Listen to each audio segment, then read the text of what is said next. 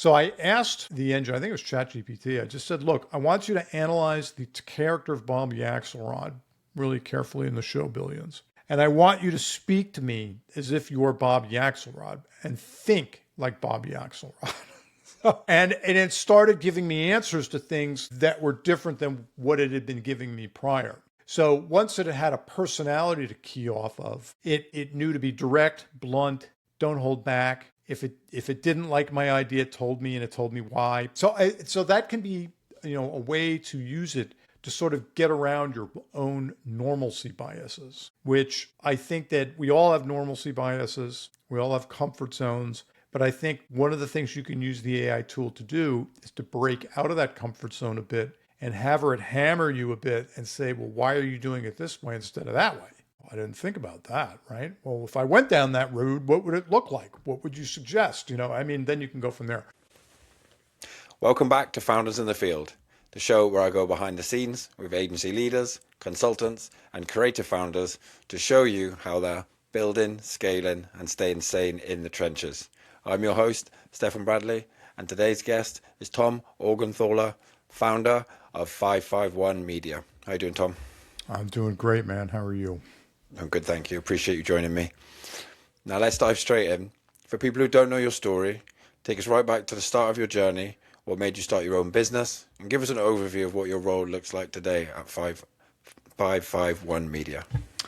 Okay, I got started on my journey really not by, well, it was sort of a choice, but it really wasn't a choice in the sense that I was with a small marketing agency or consulting firm for about 6 or 7 years. And when that went belly up. So the founders had not been running the company very well, I guess, and something happened and, essentially they had to fold up.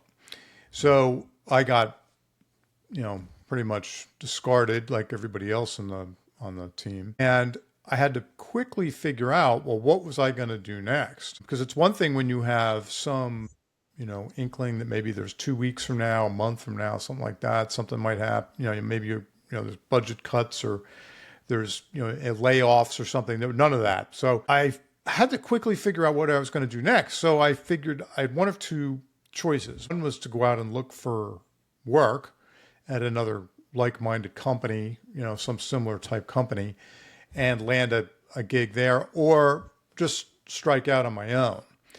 So I figured that, it was an opportunity to try and really just go out on my own. It was hard. It was difficult. I didn't really know what to focus on at first. It was more confusing than I thought it would be. I thought it would be much more natural than what it ended up being. So a couple of false starts here or there, wasted some time worrying about what a website looked like and all that kind of good stuff. And I should have been focusing on just getting a client or two in the door. But once I started doing that, things started to move in the direction that was much more positive for me in the business. And so that's kind of it in a nutshell. Prior to being with that small consulting firm that went under, I had been with HP. So I had been with a huge enterprise, and prior to that, I'd been with a number of global PR agencies. So I was used to operating within a very large environment, multiple bosses, things like that. The small consulting firm was actually a real breath of fresh air in that I was really able to just do what I did best, and they just let me run with it. I just didn't know that, obviously I didn't know the company was not going to make it, but or I probably would have made a decision prior to that. So that's it in a nutshell, man.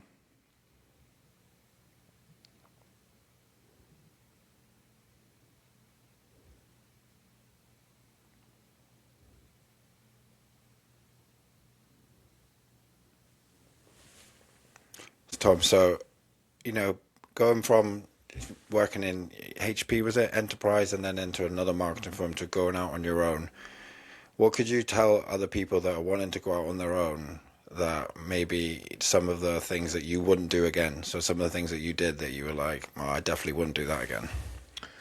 Yeah, don't worry about setting up a website and spending money on it. Don't worry about all this sort of ancillary stuff that goes with that, because all you'll do is distract yourself from the main mission, which is, okay, I just need to get some clients in the door and start making some money. Because without the paycheck coming in, it's kind of a shock. And, again, it was not a layoff. It was just the company essentially went under. So there was nothing there. So I had to adjust mentally and emotionally as much as financially. So, naturally you just cut back on a lot of spending and all things like that. But I would recommend anybody going out on their own, plan it if you can a bit ahead of time and put your resources in the right places. So work on what you're going to actually provide to your clients. Figure out who those clients are really, really carefully and focus in on those. Don't try to be everything to everybody or you'll be nothing to everyone and you'll get nowhere. You'll get very frustrated very quickly. And that will determine the kind of content you put out, the messaging that you're putting out, and everything else. So to me, that's what I would focus on. Figure out who your ICP is, your ideal customer profile, dial in on that, and then aggressively start going after clients. And maybe initially it's just through referrals. But most people have people in their network that are working someplace. Maybe there's some agency, maybe they're with a big company or a small company and they know people and whatever. Oh, I heard somebody might be looking for some help in here and there. Don't be afraid to pick up contract work. If it's just that, maybe the contract's a month, maybe it's 2 months, because the contract working can actually help you figure out a lot of things really quickly. What are these people really looking for? What is the expertise that they really need? And what am I providing them that they really seem to need, to really want and need, as opposed to everything you think they need. You will quickly see the difference between what they really need and what you think they need. No, definitely. I think niching down and actually understanding who you're actually serving, and maybe not even selling to, but who you're actually serving and what their pains are, it's Exactly. so important. So important. But Tom, so obviously in the marketing agency you was working before, I'm not sure they were like a consultancy, you said. How did that shape 551 into what you do now? I know you're a marketing agency, but you're heavy into the influencer space. And could you just expand that a little bit? Yeah. So the marketing firm, the consultancy that I was with prior, that one went after any kind of influencer marketing business. So they did consumer as well as B2B. When they brought me on, my task was to sort of help build out the B2B portion of the business. And it was sort of serendipity, but when I joined, HP Enterprise came knocking at the door, so to speak, and said, hey, can you guys put together an influencer program for us? Now, I did not work in the enterprise division of HP at the time. I had been working in one of the consumer divisions. But that's where I got my start with influencer marketing. And I said, yeah, sure, we could put something together for you, not really knowing what it was that we were going to do. But we just kind of felt our way through it. And the client was a really great client, or set of clients, I want to say. It wasn't just one person. There were a number of people inside there that were just terrific to work with. So we felt our way through it and ended up building a really robust program. And what I did was, when I went out on my own, I decided to just focus on B2B. So I was like, forget the consumer stuff, because so much had happened in the 6 or 7 years that I was with that consultancy in terms of influencer marketing, that I figured, you know what, to try to do all that, you'd have to scale up into some big agency. And I didn't want to do that. I wanted to stay as a consultancy and operate that way. And there's a big difference, right? So I focused on that. I figured I'll just help B2B companies. And it took a while to figure out exactly which size B2B companies I was going to focus on. But once I did that, the business just started to click a lot more quickly.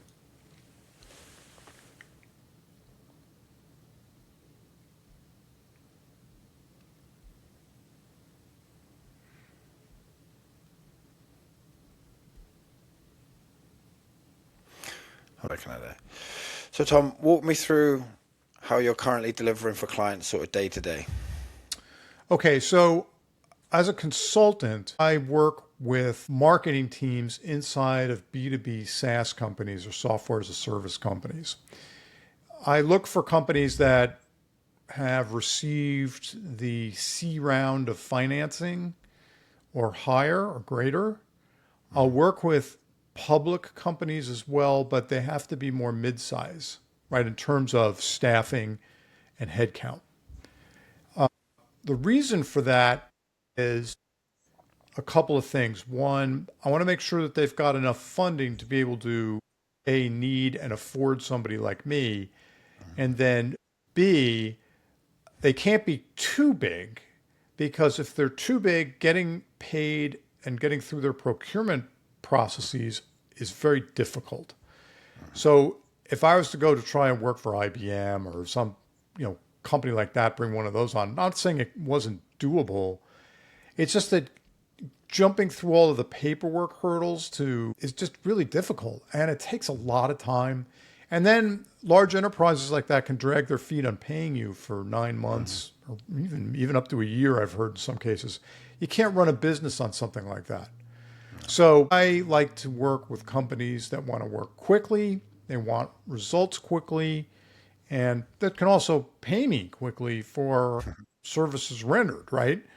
So that's why I focus on that kind of company as opposed to others. Companies that are too small don't have the funding necessary. Also, they aren't mature enough in terms of needing the service that I provide. So they should already be getting a number of things going by the time they need me. So they should have PR going. They should have some kind of AR going, meaning analyst relations going, even if it's nascent. They've got a marketing team or something of a marketing team going. They're doing social media marketing. They've got a website. They're branded. They've got messaging. That's a lot of. I can work with all of that, right? And then what I do is dive in with them, look carefully at their ICPs, because it's usually a number of types of people they're trying to focus in on and market to.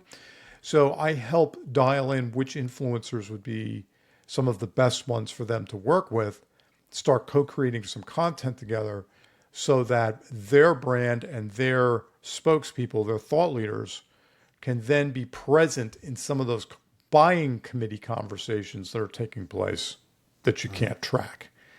So the only way to do that, though, is to really have that information on hand so that I can figure out which are the best influencers for them to work with so that we can get into those.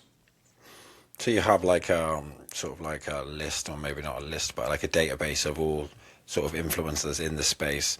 And then once you've sort of delved into their business, their ICP, and known who they're trying to target, then you will obviously pick the correct influencer for that. And then another aspect of it would be actually creating the content with the influencer or for the influencer for the company. Is that right? Well, the influencer does a lot of the creating of the content. So, and what I mean by that is a lot of times these days podcasts have exploded. We're on one right now. So these are very popular. People like to get information from podcasts like yours.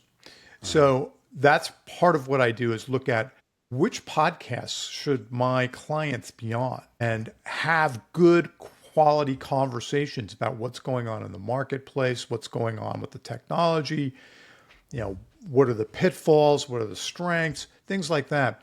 Because that way, people listening to those podcast episodes start to get a flavor for the company and the people that work there. And it becomes much more human to them. So it's not just reading some web page saying, oh, the messaging looks great here, maybe we should consider this company. It's more like, well, I talked to Stefan, he's a dynamic guy. He seems to know what's going on in AI. Maybe we should talk to him. So that's the way people are in general. So there's no reason why B2B buyers in these companies are really much different. So another thing, we'll work with influencers to get LinkedIn articles developed. Maybe there's a LinkedIn Live opportunity coming up. We can get them on, there's other things too, but that's kind of like the nuts and bolts of how it works. And the wonderful thing about B2B is you don't necessarily need to be, getting in front of like 30 or 40 or 50 influencers at a time. That, volume can help, obviously, but a lot of times it's the quality of the conversations. So if you're working with a handful of influencers, 5, 6, 7 to a dozen, you're doing pretty good because people, our buyers, no matter who they are all human beings. And they are all listening to all different types of things and reading all different types of things. So they're getting their information from a number of sources. It's not just one or two. It's not like in the old days where you had a trade publication and a bit of business publication, and pretty much that was it. It's all over the place now. So people get their information from all sorts of sources. So it's a matter of trying to figure out who those sources are and then work with them to get the client on there and their messaging on there, and so that there can be a dialogue and some good content created. So you're kind of like the facilitator to actually get them to the right influencers who have the audiences, and to the right podcasts or lives, things like that, who are going to be able to then be seen by so much a bigger audience. Yeah, I architect the strategy and figure out where are these places where they need to be to exert influence, because influence is the new currency, right? It's very important that your spokespeople in your company are seen as the thought leaders and experts that they are. And they need to get out in front of, the marketing itself and actually have these dialogues. And the beauty of this stuff is that this content lives for a very long time, because the content that I help them produce is long form content. So it's searchable for a long time, meaning whether it's through, just the regular Google algorithm, right? Search algorithms, or whatever, DuckDuckGo, whatever you're using. But now we've got, AGO and stuff like that on, bursting onto the scene. So a lot of these artificial intelligence engines are looking for sources of authority. And so that's why a lot of activities like PR are becoming very important again, because the engines will identify different publications or podcasts or newsletters or whatever else that they can get into to suss out where the influence really is and what has got credibility and authority. So then they'll draw upon that and pull it up and show it up, and it comes up in answers, for questions. So that's what a lot of this stuff is doing right now. Is it's really helping companies to get in front of customers who are asking these questions inside of these. No, I understand completely. So, Tom, now we've got a bit of background about before you started, when you started 551 Media, and now exactly, what you do, the nuts and bolts of what you do. So I just want to ask you a question about AI, where, if anywhere, have you implemented AI? So whether that's in like the operations, whether that's in content, or just in any sort of thing, any sort of capacity. Yeah, I have to say I use it every day pretty much. I use a number of tools. I use a lot of it for research. Right now for me, a lot of it is figuring out, okay, who are the best influencers to look at in this particular niche? It could be manufacturing, distribution. It could be supply chain. It could be, name something, CX, like customer experience, HR tech, anything, right? So it really can help suss out who those influential voices are that are operating within that niche. That's one thing. Helps me with all backgrounding on them. Where have they been? What have they done? How long has the podcast been going? How long has the newsletter been going? All this kind of stuff. I mean, it's wonderful. Content creation can help with that too. But you've got to be really careful in the content creation portion, because it's too easy to get lazy. And I think you've got to train whatever tool you're using to really figure out your voice. And there's a number of ways to do that. I mean, you could turn on the microphone aspect in these things and kind of dictate into it, and it can kind of like figure out your speech patterns and things. And then also you can show it past things that you've written or produced and let it have those, and it can kind of get a flavor for your diction that you prefer and the syntax you use. And all those things are very subtle but they're important. I just read something today by a guy who goes by the name of I think it's the Royalist on Substack. So he follows the royal family.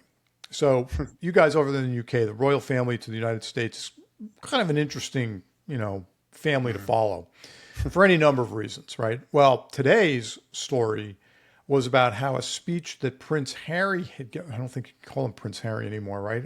I don't know. I don't know what We I don't know what we all still call him Prince Harry. Okay, well, Prince Harry gave some speech, and then they figured out pretty quickly, or they suspect that about 90% of the speech was generated by AI. Wow.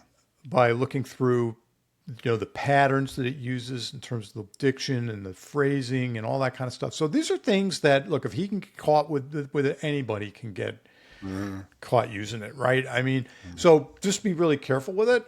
It's a wonderful tool. Don't get too lazy. Typically, when I'm doing content creation, I'll generate something in there. I'll edit it a lot myself. Then I'll put it in another engine to look at and then help me edit it further. So, that's the way I do it.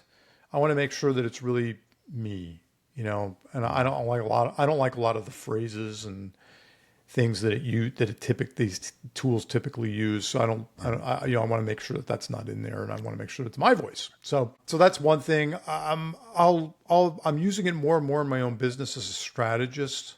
So I'll work with it to figure out, okay, where's the market going? How is AI being used in my industry? Where is it being used well? Where is it being used poorly? What can I be doing with it? And here's something that some of your listeners might find fun to try. When you're using one of these tools, assign it a personality that's not yours, and don't let it use just the generic ChatGPT personality or whatever. Give it a personality that you find provocative and that's going to challenge you. So imagine for in my case, I like that show Billions that's on, I don't know, whatever channel it is. And it's got Damian Lewis. He's British, I think. And he's got this fantastic character called Bobby Axelrod, who's a hedge fund manager. And he's like this sort of brilliant guy and whatever, and, very quick to get to the root of the matter and cut out all the fluff, kind of like an Elon Musk type guy, right? But just in finance. So I asked the engine, I think it was ChatGPT, I just said, look, I want you to analyze the character of Bobby Axelrod really carefully in the show Billions. And I want you to speak to me as if you're Bobby Axelrod and think like Bobby Axelrod. And it started giving me answers to things that were different than what it had been giving me prior. So once it had a personality to key off of, it knew to be direct, blunt, don't hold back.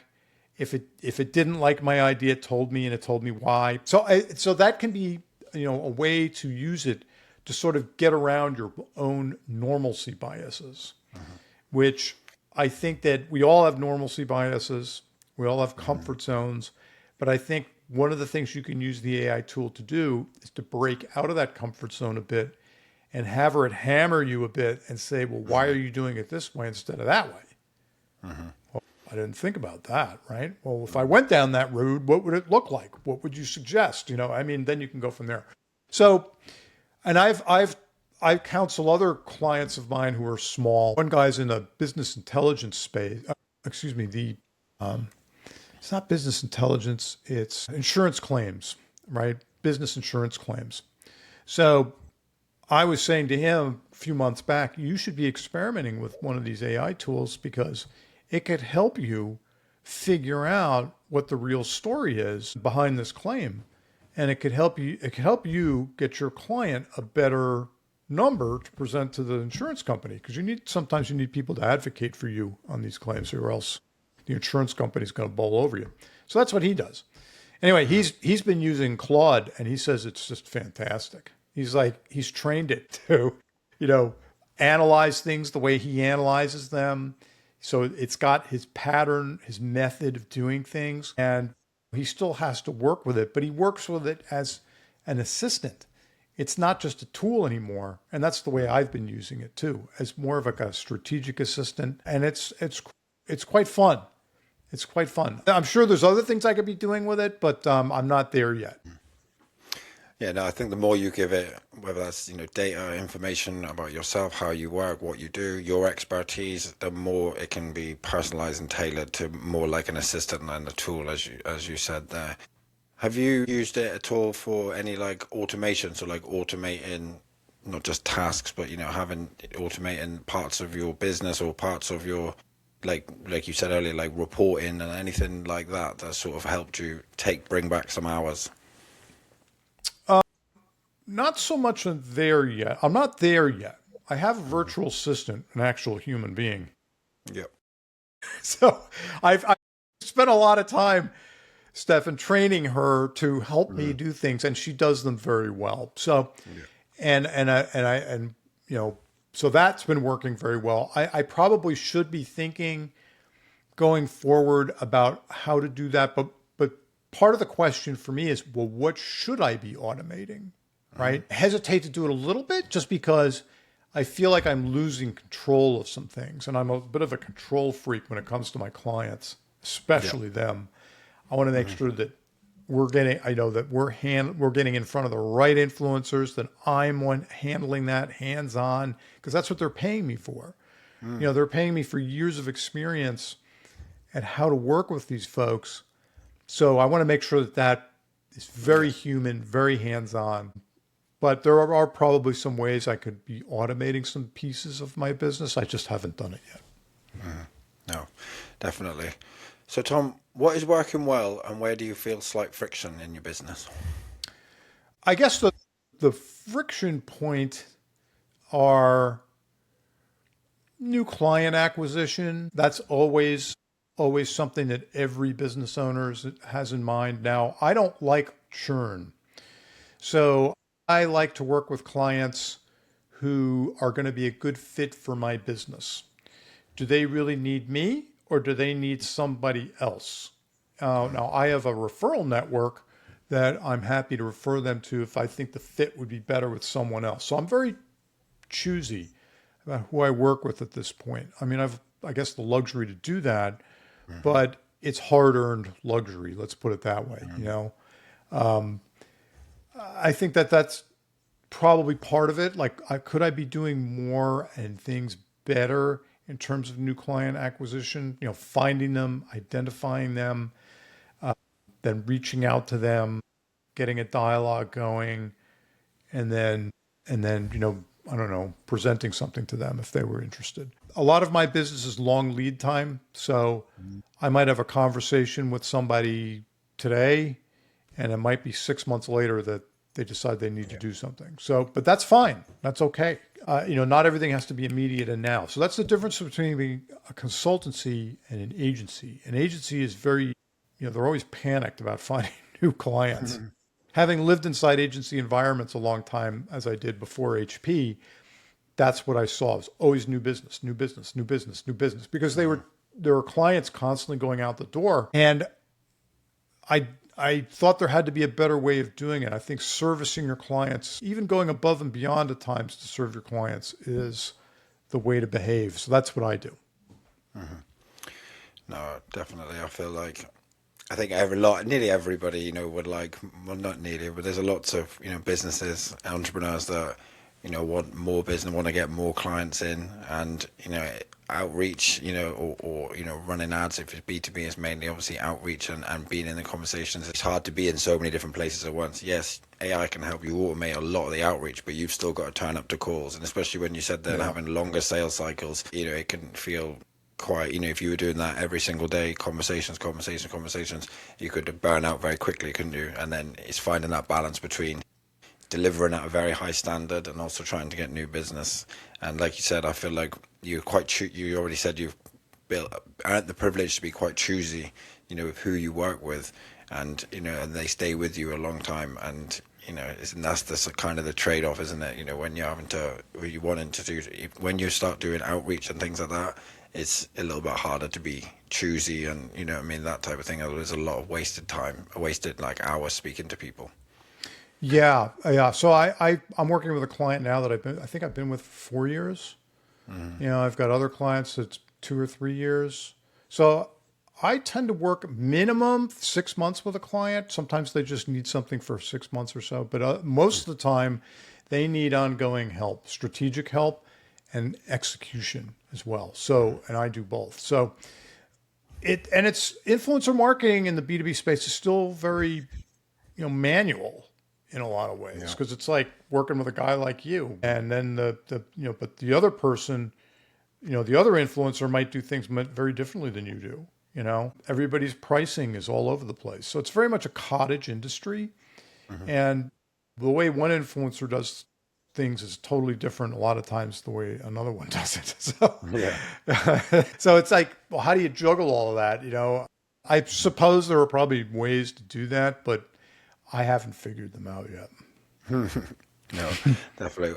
Well, Tom, I got more questions for you. Okay. Starting with, where do you want to be in terms of business in the next 12 to 18 months? I'd like to. I have a book coming out, so I'd like to have some more. I'd like to have some more clients, of course, but I'd like to start doing more of the just pure strategy with clients. That's one thing, and pure consultation. And then secondly, I'd like to also have a better mechanism, I think, for getting my own content out there a bit. So maybe some of the automation stuff that you were talking about in the AI area. So that's those two things come immediately to mind.